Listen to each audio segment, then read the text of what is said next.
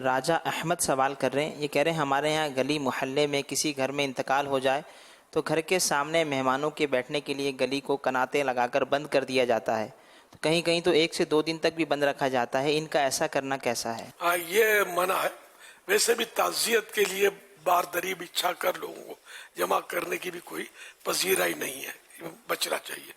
رائے یہ کہ جیسی کیفیت بیان کی گئی وہ راستہ ہی بند کر دیا جاتا ہے، تو یہ تو حقوق عامہ تلف ہوتے ہیں۔ اگر واقعی ایسا ہے کہ ساتھ میں کوئی ایسی گلی ہو متبادل الٹرنیٹ اور لوگ اس سے نکل جاتے ہیں تکلیف نہیں ہوتی، یا گلی میں قنات اس طرح باندھی ہے کہ نکلنے والے آسانی سے گزر سکتے ہیں، ہاں آسانی سے، کہ سائیکل بھی چلی گئی، اسکوٹر بھی چلی گئی، لیکن گلیوں میں اتنی گنجائشیں ہوتی نہیں ہیں۔ تو اس لیے مطلب اگر راستہ بند کر دیا یا لوگوں کا راستہ تنگ کر دیا، جیسے لوگوں کو تکلیف ہو رہی ہے، تو یہ چاہے مطلب ایصال ثواب کے لیے کیا یا تعزیت کے لیے کیا یا کوئی جلسے کے لیے کیا، چاہے محفل نعت کے لیے کیا، شادیوں میں بھی لوگ کرتے ہیں اس طرح، تو یہ جس کام کے لیے بھی کیا، یہ اس طرح کے لوگوں کے حقوق اس میں تلف ہوتے ہیں، حقوق عامہ جس کو بولتے، سب کا حق ہے گزرنے کا اس سے، تو آپ نے روک دیا ان کو،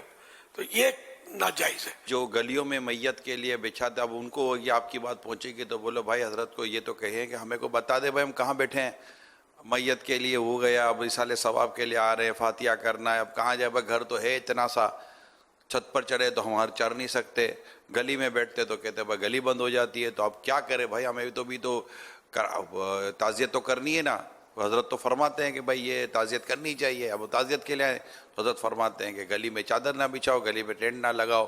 تو جائیں تو جائیں کہاں؟ مدینے، آؤ مدینے چلتے ہیں۔ لے چلیں بابا لے چلیں۔ ایک مرتبہ جہاد کے ایک سفر میں لوگوں نے منزلیں تنگ کر دی اور راستے بند کر دیے۔ اس پر اللہ پاک کے پیارے پیارے آخری نبی صلی اللہ علیہ وسلم نے کسی کو بھیج کر لوگوں میں اعلان کروایا، جس نے منزل تنگ کی یا راستہ بند کیا تو اس کا کوئی جہاد نہیں۔ اس حدیث مبارکہ کے الفاظ، منزلیں تنگ کر دی اور راستے بند کر دیے، کے تحت حکیم الامت مفتی احمد یار خان نعیمی رحمت اللہ علیہ لکھتے ہیں، اس طرح کے بعض لوگوں نے راستے پر اپنا سامان رکھ دیا جس سے راستہ بند ہو گیا اور گزرنے والوں کو تکلیف ہونے لگی، اور بعض نے ضرورت سے زیادہ منزل پر جگہ گھیر لی جس سے ساتھیوں پر تنگی ہو گئی۔ تو ابھی حدیث میں نے آپ کو سنا دیا، محفلیں جمائیں یا جلسے کریں یا تعزیتی طور پر مطلب گلیاں گھیریں، اب میں نے تو اللہ کے نبی صلی اللہ علیہ وسلم کے فرمان آپ کو سنا دیا، اس میں سے کوئی راستہ نکلتا ہو تو نکالیں، ورنہ نکلے گا نہیں۔ ہم دامن مصطفیٰ تھام کر انشاءاللہ اور آقا کے پیچھے پیچھے جنت میں جانا چاہتے ہیں تو آقا کی بات مانیں گے اور انشاءاللہ جنت کی راہ لیں گے۔